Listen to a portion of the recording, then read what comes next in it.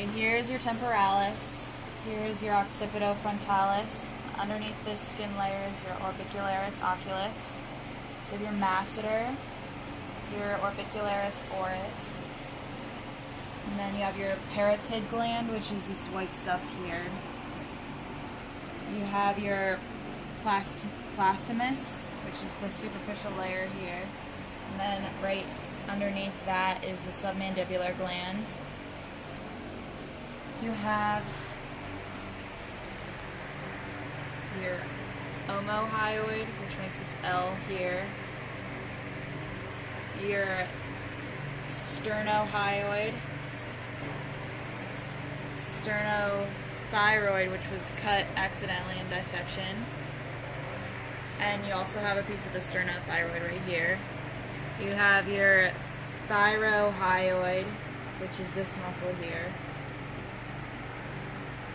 You have your external jugular vein, which is here. Then underneath that is your internal carotid artery. You have your sternocleidomastoid, your subclavian muscle. And then going down here, you have your lung.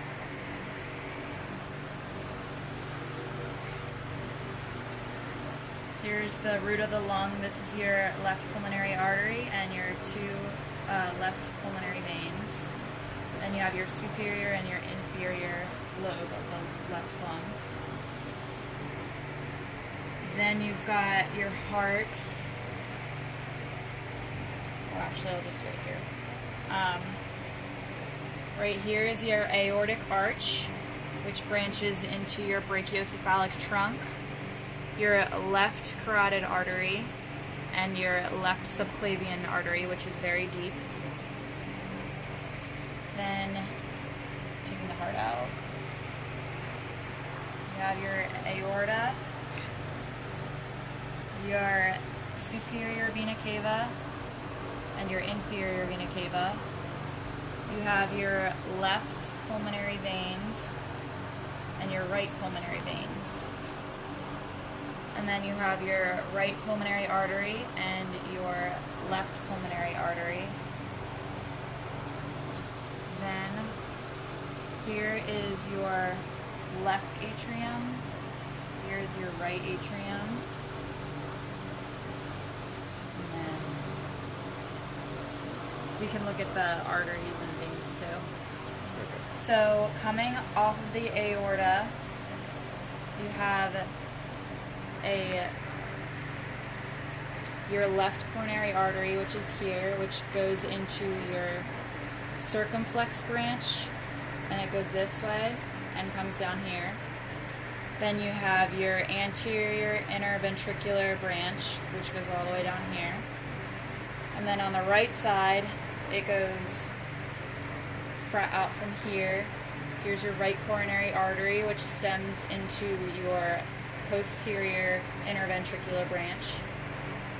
You have your middle cardiac vein, which goes into the coronary sinus right here, and that turns into your great cardiac vein.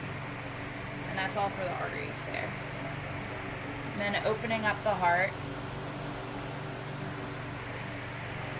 you have your left ventricle, right atrium, and then your left atrium is visible through the posterior side. Through the left atrium, you can see the bicuspid valve in the end there.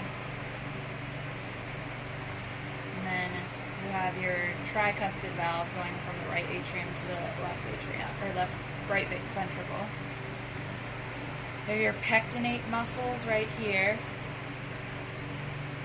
And then your trabeculae carnae is the lining of the ventricles here. You have your papillary muscles, your chordae tendineae, and we can go through layers. The innermost layer of your heart is your endocardium. This layer right here is your myocardium. And then the outer layer, you can see it better in his body. We separated that way, but this is your pericardium. Here is your coronary septum, and then your coronary sulcus is what divides the atriums from the ventricles. And I think that's all for that. Anything I missed, we can go over. Going down here, you have your pectoralis minor, your pectoralis major, your deltoid, and then underneath all that, you have your brachial plexus, which is right here. You can see the nice M. Here's your anterior division, and then the posterior division is back there. This is your musculocutaneous nerve. You can tell because it goes into the biceps area. You have your median nerve, which we traced all the way down into the forearm, but then it gets too deep to see. Then you have your ulnar nerve right here, which gets really deep pretty soon, so we can't see that. You have your axillary artery, and then underneath your axillary artery you have your posterior division, which basically is your radial nerve, and that goes all the way down to the forearm as well.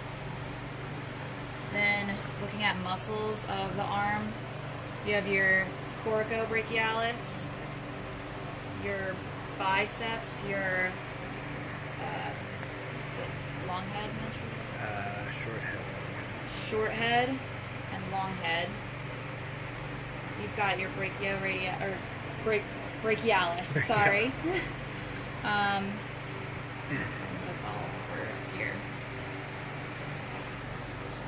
Once your axillary artery gets down into here, it turns into your brachial artery. And then once it comes down here, it branches into your ulnar and radial artery, but they're too deep to see right now because of his positioning. You have your basilic vein and your cephalic vein. And then the extensors of the forearm, you have your brachioradialis, your flexor carpi radialis, your long head, and your short head.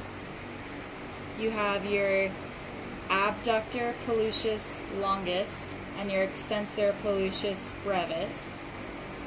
You have your extensor digitorum, which is this big one, and then your extensor digitiminimi right here. And then you have your flexor carpi ulnaris. I think that's it. All right.